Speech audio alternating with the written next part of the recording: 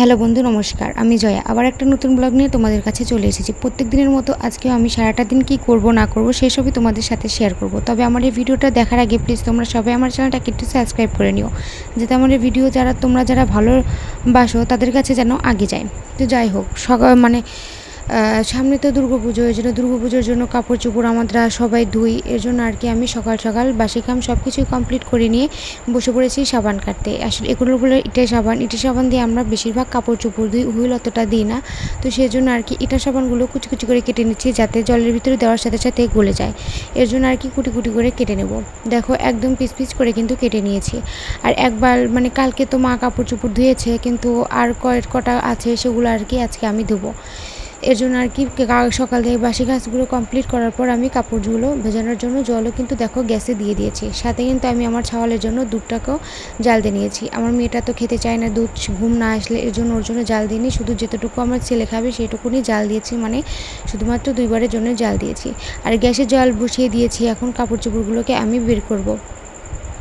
আসলে আশিপাশি কমপ্লিট করার পর ভাবলাম যে যেহেতু কাপড় চোপড় ধুতেই হবে, তাহলে আগে ভিজিয়ে রাখি। ভিজিয়ে রাখলে কাপড় চোপড় থেকে ময়লাগুলো একটু সহজে উঠে যাবে, সেজন্য আমি আর কি ভিজিয়ে রাখলাম। কিন্তু ভিজিয়ে রাখার পর চান করে ভাত রান্না করেছি, তারপরে বললাম যাক কাপড়গুলো ধুতে। মা গিয়েছিল কাপড় ধুতে, আর ভিজানোটা মাও ভিজেছিল, আমি ভিজানোর সময় পাইনি, কারণ তোমাদের দাদাভাই গিয়েছিল আজকে সে রাজশাহীতে জিনিস দিতে।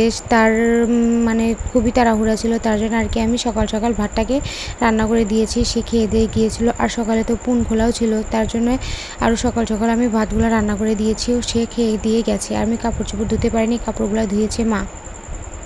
তো দেখো বিছানাটা থেকে কিন্তু কাপড় চোপড় তোলাও কিন্তু শেষ, বিছানার চাদর। তো তারপরে দেখো এখন প্রায় বেজে গেছে দুপুর 1টার মতো। তো আমার মেয়ে দেখো ওখানে কাজ করতেছে। পূজার খেলনা বানাচ্ছি, তারই কোপটা খুঁটির মুখে যা দেয় ঢাকনা, সেটাই আর কি ও মুছতেছে, ও মুছবে, কান্না করতেছে, তার জন্য ওকে বসিয়ে দিয়েছি। দেখো ছোট হলে কী হবে, কিন্তু কাজটা কিন্তু ঠিকঠাক মতোই করছে। আর একটা জিনিসও কিন্তু ভেঙেও ফেলছে না, এত সুন্দরভাবে কাজটা করছে। ওর কাজটা আমার দেখতে খুব ভালো লাগতেছিল। একটা করে মনোযোগ দিয়ে দিচ্ছে। আর ওর ভাই ওকে ডিস্টার্ব করতেছে। ওর ভাইটা একটু দুষ্টুমি, তো ওর ভাই ভাঙছে, কিন্তু ও কিন্তু একটা জিনিসও ভাঙছে না।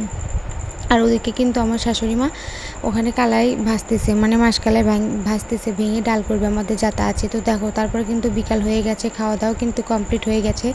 তো তখন মা কিন্তু এই সরাগুলোকে ঝাঁপ দিয়ে দিছে। তো আমি ভাবলাম যাই এগুলোকে গুনিয়ে আসি। মেঘ করতেছে, তোমরা আকাশটা ভালোভাবে দেখলে বুঝতে পারবে যে আকাশটা কিন্তু মেঘ।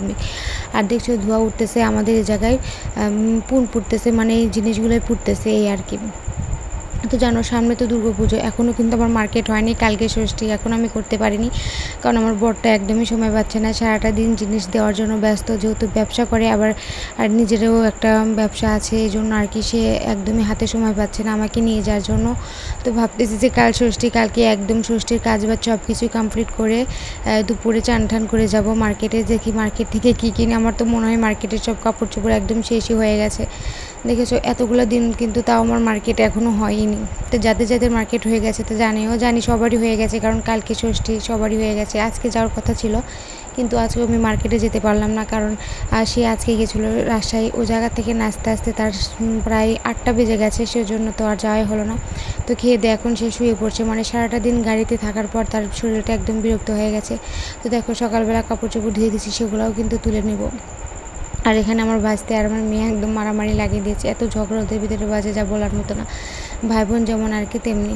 তো দেখো কাপড় চোপড়গুলো শুকিয়ে গেছে, এগুলো আগেই বলেছে, এগুলো মা ধুয়ে দিয়েছে।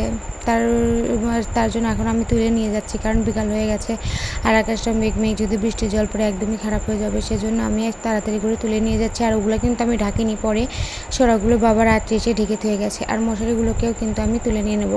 তো দেখো ওখানে কিন্তু আমার মেয়ে খেলতেছে, কাগজ নিয়ে 2 ভাই বোনের মধ্যে যুদ্ধ শুরু হয়ে গেছে। যার কি বলবো, আমাদের বাড়িতে এরকম প্রত্যেকটা দিন বলতে প্রত্যেকটা ঘন্টায় এরকম হয়। আর দেখো কাপড় চোপড় কিন্তু এক গাদা, আমি কাপড় চোপড় নিতেই পারতেছি না। আর ওদিকে দেখো আমার যাও জিনিসগুলো ঝাঁপ দিচ্ছে, আর আমার বাঁচতে চিড়ে মাখা খাচ্ছে, তাই তোমাদেরকে দেখাচ্ছে। কোথায় কাকে আমি দেখা বা সমস্যা কী। তো দেখো কাজ করতে করতে কিন্তু আমি ঘেমে গেছি, অনেকটাই ঘেমে গেছি। এখন যাবো নিচে গিয়ে এগুলোকে আবার বিছানা করে ফেলবো, কারণ এখন যদি আমি বিছানাটা কমপ্লিট না করি, তাহলে আমার ছেলেটা সন্ধ্যার সাথে সাথে ঘুম আসবে। আর ঘুম আসলে ঘুম আসার যদি সময় হয়, ও একদম চুপচাপ থাকে না, ওকে ওষুধ খাওয়াতে লাগে, আবার দুধও খাওয়ানো লাগে, সাথে আবার সন্ধ্যার সময় গুঁড়োগুলো তোলা হয়, মানে সবগুলো মিলে একদম সন্ধ্যার সময় হইচই লেগে যায়। তার জন্য আমি আগেভাগে বিছানাটাকে আমি কমপ্লিট করে নেব, যাতে সন্ধ্যার সময় অতটা বিরক্ত না হই। তার জন্য দেখো সর্বপ্রথম কিন্তু আমি আগে বিছানার ওপরে মানে লেপের উপরে আমি আগে একটা প্লাস্টিক বেড়ে নিই, যেহেতু আমার দুটো ছোটো ছোটো বাচ্চা খেলতে খেলতে কখন বিছানাতে প্রস্রাব করে দেবে একদম শেষ হয়ে যাবে, সেজন্য আর ছোটো বাচ্চাদের প্রস্রাব হলে কী হবে, অনেক কিন্তু দুর্গন্ধ থাকে, সেজন্য আমি আর কি একটা প্লাস্টিক সবসময় যেন বিছানার উপরে পেরে রাখিয়ে দিই। তো তারপর আমি একটা কাঁথা আর একটা বিছানার কাভারে কিন্তু দিয়ে দিয়েছি। তো দেখো বিছানাটা পাড়াও কিন্তু আমার হয়ে গেছে। আর আমি যখন এই বিছানাটা পাড়ার ভিডিওটা শ্যুট করি তখন একদমই কারেন্ট ছিল না, আর ঘেমে আমি একবারে স্যাঁতস্যাঁতা হয়ে গেছি। এমনিতেই ছাদে কাজ করে নেমেছি, ঘেমে গেছি, তারপর আবার বিছানা মানে পাড়ার সময় একদমই কারেন্ট নাই, কি আর বলবো, কারেন্টও থেকে আমার সাথে একদম দুর্ভাগ্য ব্যবহার করে। তো যাই হোক দেখো কোল বালিশের কাভারগুলো কিন্তু কমপ্লিট করে নিচ্ছি। এরপর আমি কাপড় চোপড়গুলো গুছিয়ে নেবো, যেহেতু দুর্গাপূজার জন্য সব কাপড় চোপড় ধোয়া হচ্ছে, আলনাটা একদম ফাঁকা হয়ে গেছে। তো ভাবলাম আগে মশারিটা লাগিনি, কারণ আমাদের এই জায়গায় প্রচণ্ড কারেন্ট ডিস্টার্ব করে যায়, আর বলার মতো না, অনেকভাবে কারেন্ট ডিস্টার্ব করে। আজকে সন্ধ্যা থেকে প্রায় 9টার মধ্যে প্রায় 3-4 বার গেছে, এবং গিয়ে 1 ঘন্টার মতো করে থেকে যায়, 30 মিনিট করে থেকে যায়। ছেলেটাকে ঘুমিয়েছেও শান্তি নেই, কারেন্ট যার কারণে ও ঠিকঠাক মতো ঘুমও আসতে পারে না। তো দেখো আমি কিন্তু বাড়িতে সাধারণতভাবে 3টা কাপড়ই পরে, তা তোমরা প্রতিদিন আমাকে ভিডিওতে দেখতে পাও। যেহেতু আমি কাজবাজ করি, অতটা নতুন ড্রেস বের করে আমি পরি না, এর মানে হয় না। আর আমি যে শর্ট ভিডিও করি, যারা আমার শর্ট ভিডিওগুলো দেখো তারাও দেখতে পাবে যে আমি কিন্তু এই 3টা কাপড় পরে শর্ট ভিডিও করি। আসলে সারাটা দিন এতটা পরিশ্রম করার পর আমার আর ইচ্ছা করে না একটু সেজে গুজে শর্ট ভিডিওটা আপলোড দিই, একটু মন চায় না, কারণ আমি কাজবাজ শেষ হয়ে যায় রাত 8-10টা 10:30টার পর। আমি কাজ করতেও থাকি, কিছুদিন 10:30টা বেজে যায় খাওয়া দাওয়া শেষ করে আস্তে আস্তে ঘরে।